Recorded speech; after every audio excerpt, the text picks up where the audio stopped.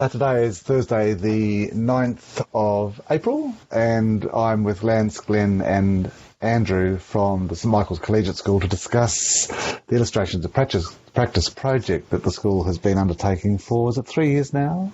So we're just going to go through a bit of a discussion on a sort of a follow-up on what's happened in the last 3 years, and towards the end we'll have a look at the future projections of what you might think will happen with that. So what happened after the project, the sustainability of this project, and did it continue? And if yes, how did that go? And if no, what stopped you? Yeah, look, it has continued, but it has evolved from the initial plan. So we do still have a STEM elective for coding, but it has changed probably reasonably considerably over the last 2 years on how we actually run it.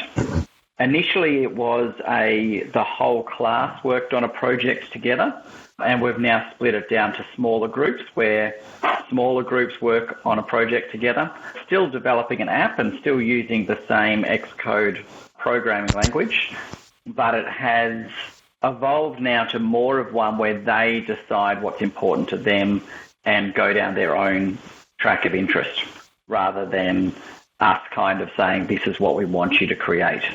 So there is still app development. At the moment, the Year 9 course isn't running, but it is happening in Year 8 at the moment. What's happened, we started off trying to do a highly collaborative sort of project linking our maths classes, our science classes and our STEM classes. But because we've shifted more to sort of student-centred stuff, that going to where the students want to investigate and build apps, we've lost that sort of link that we were trying to develop specifically between the math and the science. So while we still teach the same stuff of 3D trig, geopositioning and that those sorts of things, that ties in with what we're doing in earth science, we don't explicitly try and link that to what they're doing in their elective because it's not as pertinent in particular to that task. For example, we have a STEAM club that operates in the middle school. That's kind of an extracurricular activity. One of the main things that's going on at the moment, though, is the entire offering, the elective offering, is under review. And so there's a bit of a movement now to design new subjects that actually take some of the barriers away. So, for example, we're trying to break down barriers between year groups. There's no reason why grade 8s couldn't do a subject with grade 9s and 9s with 10s and so on. We're trying to get more cross-curricular subjects going as well. So looking at involving the arts, for example, involved in some sort of subject that might look at ethics of scientific engagement in the community. So these things for us are ongoing. I think one of the bigger differences, and Andrew touched on it, is the movement towards more independent project-based learning. So getting students to engage in a topic where they can immerse themselves to some extent rather than just us dictate this is the curriculum you must study. That takes managing, and we're still in the fairly embryonic stages of doing that. It's probably also worth mentioning at this stage that we've just completed redesigning the entire building. So we're actually on the edge of moving into an entire new facility, which even in its very architecture is now geared towards this kind of approach that we're talking about. It's trying to break down the notion of a classroom is 4 walls where you do what you're told into a more collaborative workspace. So what we've actually sort of done is we've moved a long way from that project. That was like a starting point for us to try and get the S, the T and the M together within our existing timetable structure. That had limited success trying to link all those things together. So we're almost at a point now of throwing away that structure in our electives and trying to basically make teachers available at those times rather than the other way around. Just so you know that the concept for the STEM part of our new building is 3 interlinked rooms, one where sort of students are taught stuff, adjoining that is a room where students are collaborating, adjoining that is a room where students are building. So we've got these 3 rooms where we're expecting students to flow through them, possibly running 2 classes at once, whatever, where there's all this specific collaboration spaces, specific building spaces, but also breakout spaces in relation to all those. We're trying a different sort of approach completely. And that's for grades from 7 through to 12, or yes, into the primary school probably as well? down into 5. Yeah, we've got grade 5 and 6 are pretty much on site here, so we'll be doing that in some form from 5 up. The problem is 11s and 12s. We're still stuck with the external exam system, so that's where we don't have a lot of flexibility there. I can certainly see a lot of scope, and we're looking at our electives from 5 through to 9 pretty much. 10's more of a lead in into 11, 12. We've got lots of flexibility below that. It's tricky, because we're dealing with a kind of a mixture of ideas. On the one hand, we still have all those traditional structures which involve the syllabus. So we have certain requirements to get students through a certain course, particularly at let's say grade 10 to 12, where that really dominates. So we can't walk away from that, but at the same time, we're fully aware that different kids have different interests and different abilities at different ages too. So trying to build ways that students can access knowledge and learning when they're ready for it, rather than when their age traditionally might have dictated. Coming out of Gonski, for example, there was a recommendation that schools be developing online materials, tools to help students, particularly in mathematics, work along at their own pace. And so we're certainly taking moves to do that. We've implemented starting to implement new programs now to create autonomy, you might say, where students can have their own learning paths rather than just stick to the curriculum. It's difficult, though, because at the end of the day, if a kid's in grade 10 mathematics, then you've got to get them through grade 10 mathematics. And there's that tension between immersion in an area of interest and an exploration versus getting through the course. And that's an ongoing tension. Interestingly enough, it would be fascinating in a year's time to look back on this particular period in education based on what you just said and how that might affect the way children continue to learn and whether this has been a successful transition. I mean, it's a bit of a sideline to what we're doing, but based on what you were just saying. Well, yes and no. I mean, one of the key things that I've been looking at over the last couple of years is the idea of self-regulated learning, getting students to take responsibility for their own learning, provide them the tools so that they can get involved in them for themselves. Now, that fits in fantastically with the notion of that we're trying to build in a collaborative STEM environment, because to make that work, the students have to have a deep amount of buy-in. They have to be committed to the project themselves. I mean, if they're resistant, then it's going to be very hard to get students to do what you think is good for them. All these things come together. Certainly, I think the current events will act as some sort of accelerant. The other thing is that the digital technologies curriculum coming in, Glenn can probably talk more to that, but that's significantly changed the skill sets and opened up holes, and we're in a more regulatory framework with that. Certainly, digital technologies has embraced a lot of what the original project that we started off trying to do. I suppose where our school system is sitting at the moment, we've moved more to the current STEM classes that we're running with the year 9s and 10s are really focusing on, I suppose, the areas that we saw was lacking in our school, which was the engineering and the technology. We taught the maths and the science exceptionally well, and they were really well grounded in that. But we've tried to really draw out the engineering and the technology in that. Obviously, still touching on some of the other bits, but not to the same extent. When we go down to the grade 7 and 8, the digital technologies allowed us to bring some of those elements that we were looking at that project into lower grades now. So the app development is moving into grade 8, and they're starting to do some of those things, including the engineering process, that design phase and all of that type of stuff with the engineering is now being addressed a lot in digital technologies. Because I was working with Debbie Campagna. Do you remember Debbie from... Yes. She would have been with you a few years ago, and she and the primary staff did the Caesar MOOC at that time. That was the online course run by the University of Adelaide that I'm involved in.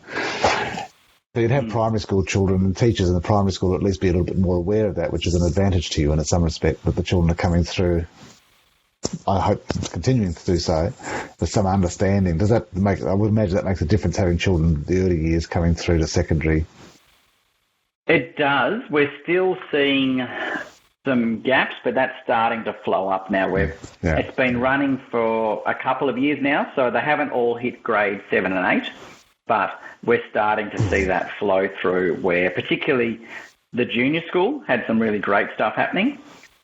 We're still working on our 5 and 6 area at the moment, which did see a bit of a drop-off, I suppose.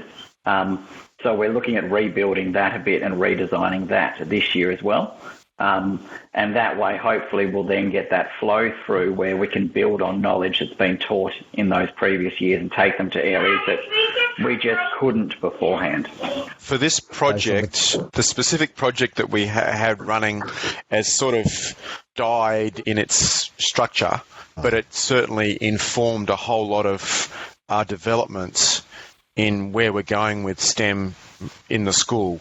So for us, it's been more a stepping stone. Okay. What worked, what didn't work, and the whole environment has changed in the last 3 years, and we're just going with that flow based on the stuff we've done already. In saying that, I wouldn't say that the whole structure's died. In the sense, we're still running a STEM elective for grade 9, which is what this original project was, which does have a similar focus, but it has changed considerably since that project. But the whole structure hasn't completely stopped. What I meant was we were initially trying to get really strong links between the maths, the science and the STEM class. That was our real focus, and we've sort of drifted away from that as our needs have changed. Yeah. Well, I'll add something to that too, though. I think whether or not the project was something we did, I think that our language has changed or evolved along a certain trajectory. So the whole school now is talking about STEAM, and the whole school is engaged in a process of trying to think carefully about how we do what has been done in the past. So, and I think Andrew can take a lot of credit for that too, in terms of pushing the notion of STEAM. So whether or not the project died, I don't know. I think the project was just part of a process that we've gone through, and that's ongoing. And that's also flowed into the design of this new building that's been several years in the making, but that's really been a pivotal point of this building, was to really facilitate that type of learning, which isn't just siloed. This is the one classroom where we tell you what you need to know and then you go away. That thought process really helped design this new building, which we now have keys to. We just don't have students to go to.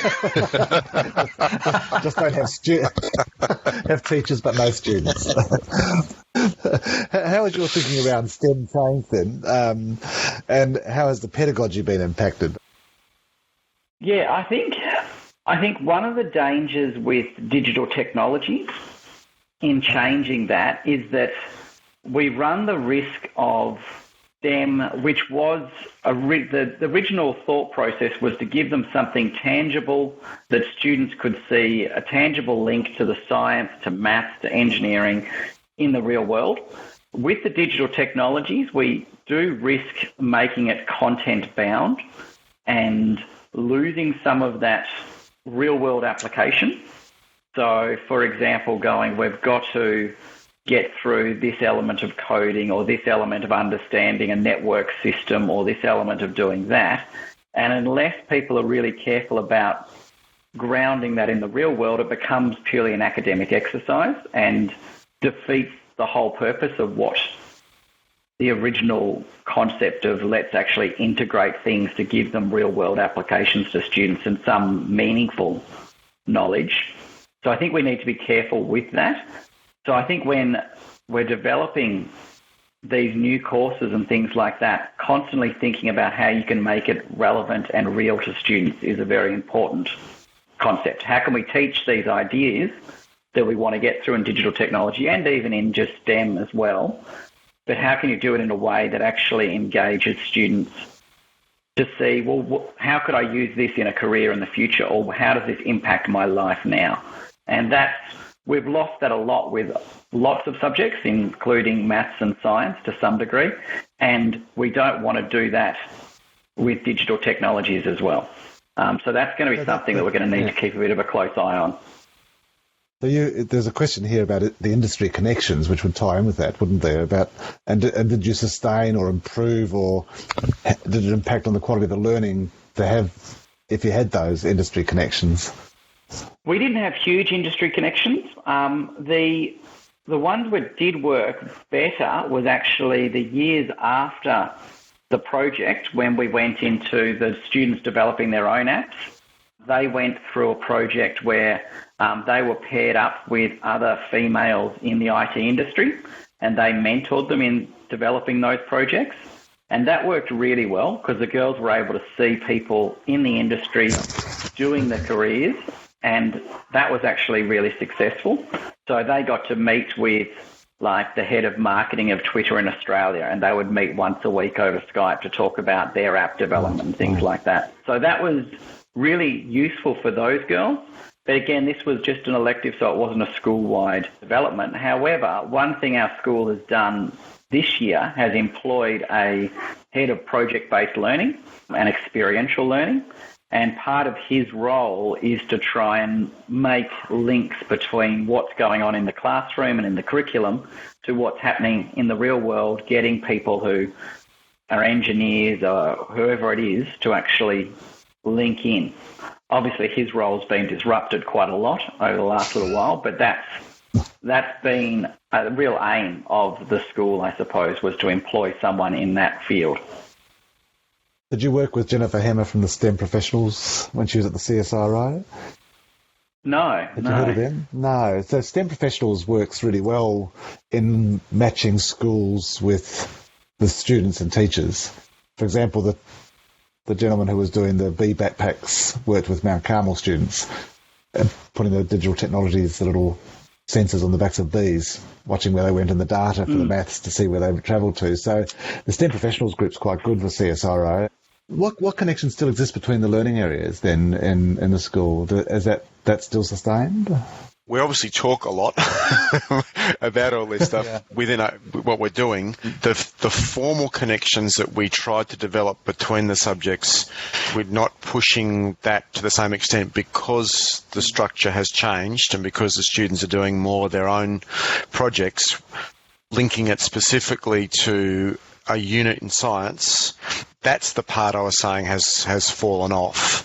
But it's certainly a lot more awareness of what technology can do for the science teaching and maths as well, I'm assuming, is that we're sort of saying, that people are 3D printing this sort of stuff or whatever it might be, that there's much more understanding of how the technology would be used within the scientific realm. So it's more like, it's much more informal and it's much more embedded and natural, if you know what I mean. We're drawing on these ideas all the time, but not in a specific learning. It's a hidden curriculum has now embraced STEAM. I think it's the best way to describe that. There is enthusiasm out there, though. We had a meeting not so long ago in the maths faculty. We were looking at possible offerings, possible design subjects we could offer. And the kinds of things people were this is the teachers were coming up with, was things where an issues-based subject where we can bring in the geography class or the geography teacher, we can bring in the ethics teacher, we can bring in the textiles teacher. The intention or the ambition is there. The question is, how do we actually physically do that? So we've got a timetabler, and she's fantastic. So we've left it all up to her to solve all these problems of getting all these people together at just the right time and place to make this all work. But that's kind of where the rubber hits the road, how to actually make these things happen in a constructive way. Which, again, is why I'm really, really, really interested in seeing what comes out of this experience with online learning. I think I'm really interested personally. I went to a conference last year with basically digital tech and IT people. It was a 3I conference, I think it's called. And Dr. Genevieve Bell spoke there, and she's a professor at ANU and starting up a course basically to try and teach a whole new branch of engineering to match. We've gone beyond systems engineers in IT. We sort of need to sort of manage the data, look at who makes the decisions for AI, how do we manage AI, all that sort of stuff. And I spoke to her afterwards. They're trying to get a school sort of program in the very early stage of being developed, and I sort of volunteered us to hook along with that. that hasn't come to any fruition yet because she then backtracked a little bit because they didn't have the time, but we're hoping to get something running for next year or the year after with these new electives to try and pull those ideas of, what do we design, how do we design it, who makes the decisions about those and how they operate. And there's a whole new sort of world out there which is just developing, which we don't have any control of at the moment because everyone's doing their own little things and it needs that ethical framework. And I think there's a big, kids know how to code and they need to know how to design and they need to say, well, what are the implications of what I'm building and how it's affecting people. And I think that's something that the girls in particular will really hook into. And a perfect example of where the discussions are leading things is that Andrew talked to me about that a couple of months ago. And since then, we've been using that with our digital technologies grade 8 class. And we've been talking about how is AI changing the job market, what jobs will exist in the future. They've been researching that. But then we've been developing, look, how do you actually develop AI? How do you use machine learning? And we've linked that into the apps. And we got them to develop their own machine learning code, which is now relatively straightforward to recognise the difference between photographs. And they were training their computer to recognise the difference between a formal school uniform and a sports school uniform. Okay. And the good things that came out of that was we were able to talk about metadata, and really we can give 10 photos and the computer's not going to be very accurate. If we give 100 photos, it'll get more accurate. If we give 10,000 photos, it's going to get more. And they were just able to see that in a real-time manner to actually go, I can see how the photos we're giving is too small a scale, but the more we give, the better it's going to get at making these predictions, and the more we can actually train things to do what we want. And they were able to do that just in a double lesson, really, which was quite good, because some of the machine learning is fairly easy to manipulate now to do basic stuff like image recognition and things like that. So I suppose that's where the conversations are being had and people are keen, and it's just being weaved into some of the subjects that are being taught at the moment. Do you feel you have the skills and knowledge to plan or develop your own units in STEM? I mean, you can always have more skills and more expertise, but that's just wishful thinking. You've got to work with what you have, so you do the best you can and reach out where you don't have what you want. And again, it comes back to that time to actually learn the skills. So the school has been very generous and given some time allowances to try and develop new stuff, which has been great. So they're actually putting their money where their mouth is. They're keen to see these things develop, and they've been prepared to give some allowances, which has allowed people like myself to actually go away and study how does AI, how do you train machine language, so then I can bring it into a classroom. So, but really that kind of thing comes down to giving teachers time and space to learn it and then bring it into the classroom. And that's often the biggest hurdle, is actually finding time to develop those new things and learn them to a degree that you're confident enough to be able to be in front of a class. Not necessarily knowing everything, but at least confident enough to go, let's learn it together.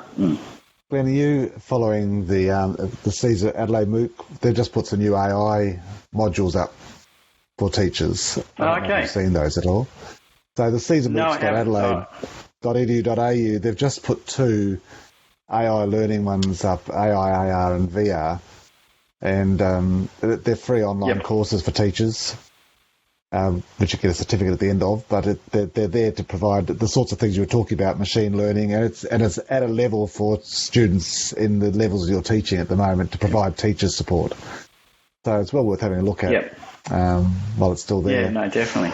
But Glenn touched on a really important point, I think, is that the school's having to invest a lot of resources. So I think we've probably got 3 or 4 teachers having, 3 or 4 lessons set aside to do this sort of study. So what you're talking about for a school the size of 1,000 kids, you're talking almost half a teacher load across the school that that the school has sort of put aside to say we need to upskill in this. And that's not insignificant at all. As well as the building, there's this ongoing commitment, which unless that happens, you can't. You're relying on individual teachers with their own ideas. They've got to give them time, and even all the online resources, they need time to do it in space, mental space to do it. So, did you run the project, and what changed? Yeah. Well, I suppose we've covered a lot of that to some degree, but we did end up running the project. They ended up developing the app. They launched it on the iTunes store, and the changes were fairly significant. What's it called, Glenn? We pulled it because it was called St Michael's Collegiate. Right. But we pulled it off because we then launched our learning platform that had a similar name, and all the parents were downloading the wrong app and getting confused. So we pulled it off. Our marketing asked us to remove it because it was causing too much angst with parents. They thought they were getting their learning portal, but they were getting an app designed by grade 9s instead. So look, as we that's the current situation. If there's anything, but future looking into what we've got coming up, which is a bit difficult at the moment. Connection to digital technologies. There's a question I've got here: opportunities, strengths, weaknesses, and threats. Do you want to discuss the future about how it is for the DT in your school into the future? Yeah, well, DT is really starting to take off a bit now, which is great. We've got the 7 and 8 program pretty much locked in. We're working with the grade 5 and 6 teachers this year to try and upskill them a bit more and give them some more confidence in teaching that, because that's, as we said, it's a big ask for teachers that haven't experienced any of this and it's never been on their radar to suddenly start teaching it. So that will actually require some upskilling of them and some time spent with them to teach them how to implement that. And the way we're looking at it doing with grade 5s and 6s is in more of a integrated manner. So instead of them doing a digital technologies time, they're going to be linking it in with, for example, I think grade 5, they do space. So it's going to be an integrated type course where we're going to be linking in with their science class where they're looking at space, and they're going to be looking at, okay, if we had a mission going to Mars, what types of things would we need to construct? So they'll look at, we've done some geodesic domes, which Andrew did before, they're going to integrate in, but then communication to Mars. How do we send messages? Looking at the speed of light, looking at sending data using on-off switches and pulsing light and things like that. So it's really, I suppose that's where the integration is really coming in a bit more, is working with our primary school. And we've found that's a bit easier than actually going, you've got a standalone subject teaching you something you're not confident with. But here's a subject you are confident with, let's bring in the digital technology into that. So they're going to build Mars rovers and things like that. And talk about data representation and sending data in binary and stuff like that, all linked to this idea of life on Mars. So that's where digital technology is going for the primary school, and that's got, I suppose, a lot more chance to be integrated than often the high school subjects, simply because of the time factor is a bit more flexible. It's really interesting to note, though, that that's sort of where we started. With Lance and I started trying to develop STEM ideas through 5, 6, 7, 8, and we had sort of had the sort of building stuff, designing stuff and building stuff with 5s and 6s where we had the most success, I think it's fair to say, because they had that time. So what Glenn's been able to do is to throw in the digital technologies into that from a fairly solid basis that all the teachers were sort of happy with, from a actual built design and hands-on build. So we're now sort of getting the digital side into the already reasonably strong hands-on design build stuff. So we had students building or making animal adaptations, and kids were building puppet type things with different beak sizes and picking up different, whether they could get marshmallows or they could pick up rice, depending on their beak sizes and whether they survived or not. All those sorts of things, that were involved in that. So mechanical control of beaks and whatever, to bring that STEM stuff into the science. And now we're taking the next step with the digital stuff on top of that. Looking at challenges then, what are the challenges for you into the future?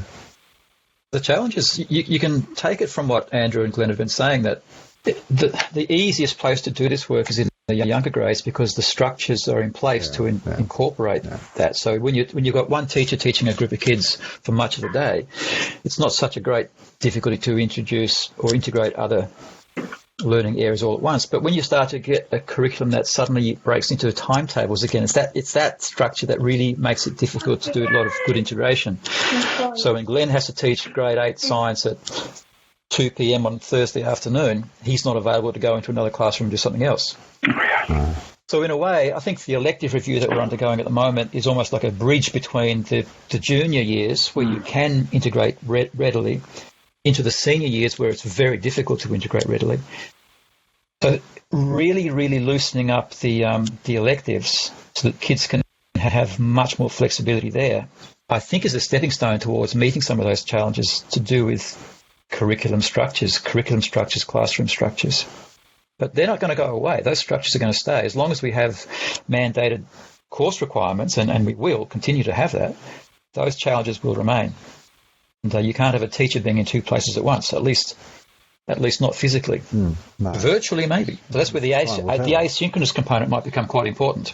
So Lance and Glenn, look, the questions then, just to finish off really, is what's next? Well, I suppose for us it's quite exciting in the sense that, and this is where I suppose we can see some success of, it's not really just this project, but the discussions of Lance and Andrew, myself and our new principal and other people around the place looking at how this can happen has really shaped the new building, which will be very exciting to get into.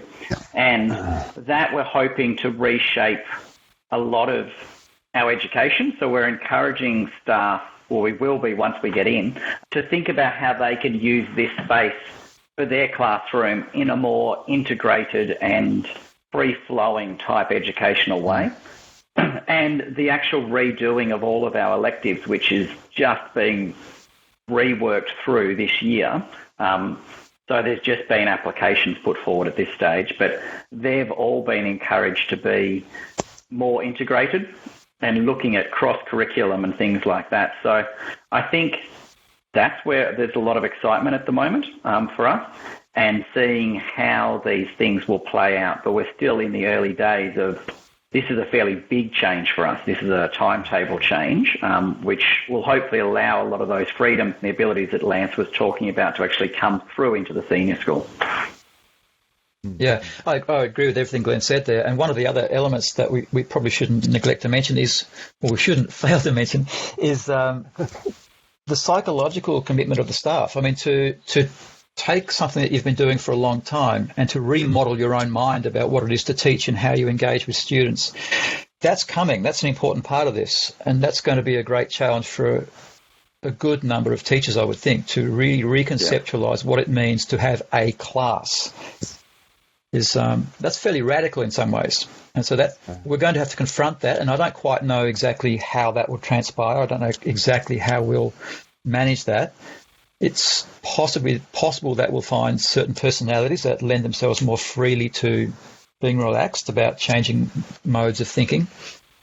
But the students themselves coming through from the younger years, they're going to carry certain expectations with them. So in a sense, what we'll be trying to do is not mould them into a stereotypical past, but keep them opening up into a more modern future. Well, you see the primary children coming through in the next 5 to 6 years who have been doing a digital technologies curriculum.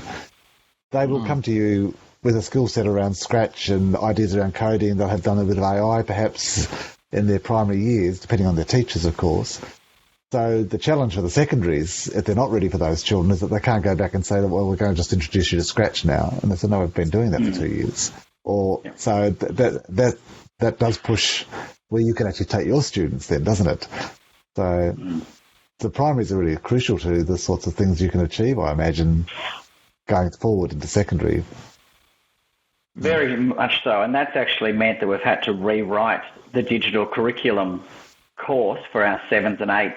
Really, we've completely rewritten it 3 times over the last 3 years, really, because we've got a different flow through coming up. and going, well, we should expect more, we should be adjusting, things like that. And hopefully as these primary schools continue to come through, feeding into that, we'll be able to take each of those classes that bit further. But that, of course, means rewriting curriculum, rewriting what we're doing, and retraining teachers, which is, again, another time commitment. So have you been looking at the scope and sequence on the Digital Technologies Hub, and does that fit with what you're doing through the Australian curriculum? Yes, yeah. So we've got you've seen that part, yeah. So we use that quite heavily, but there's still quite a bit of flexibility in there, which is good. There is. And so, for example, we've tweaked our grade 7 class considerably. Originally, we actually jumped too far ahead, and we went straight to Arduino coding using C#, things like that. And then we went, actually, no, we need to wind that back a bit. So we've gone back to microbits this year, but we're looking at pushing the microbits down to the grade 5s and then building them up to Arduinos once they've got to that point. So it's still very much, we are continually changing elements, but we're kind of working out what are we hoping our kids will come to us with and what can we take them to, and that's changing continually at the moment. Yeah, the microbits are very good for the primary. Have you been using the Grok learning platform as well? Yes, and particularly at the moment, obviously with being at home, where we've got them on Grok Learning. They're doing the microbits, but we've also sent the actual physical microbit home with them over the holidays so they can do the Grok Learning, but also do it on a physical machine as well. Excellent. So, fantastic. We're trying to, because we did find when we first got onto Grok Learning, they got a bit oversaturated with it, and they lost a bit of that. It just became another thing that was too much. So we needed to make sure that we did a bit of that, but with some practical hands-on building, construction, and that's where having the physical microbits is really helpful as well. Yeah, they're fantastic. They've been very good. Look, there's just one final question. How's your thinking changed in this period of the project? Well, I suppose it's continually changing is the key. And as a school, we're constantly looking at where we take this. And that's, I think, it's actually been really pleasing to be part of a school that's driven by a principal that's really passionate about seeing those changes, and he's prepared to back people by there's grants going to staff to go, you can do this uni degree in teaching STEM and things like that. He's prepared to invest in it. And I think a lot of people are getting on board with thinking about how they can start thinking about these elements in their own classroom and their own courses. So a lot of staff, I think, are really starting to embrace how does my classroom change because of this. Yeah, when you ask a question about how their thinking changed, you can break it down in several ways.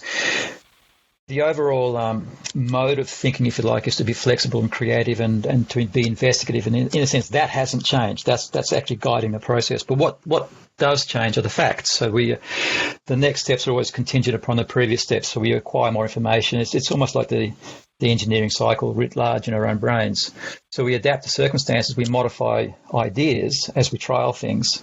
But the overall approach that we're applying, no, I don't think that's changed, because our overall approach is to be flexible and creative.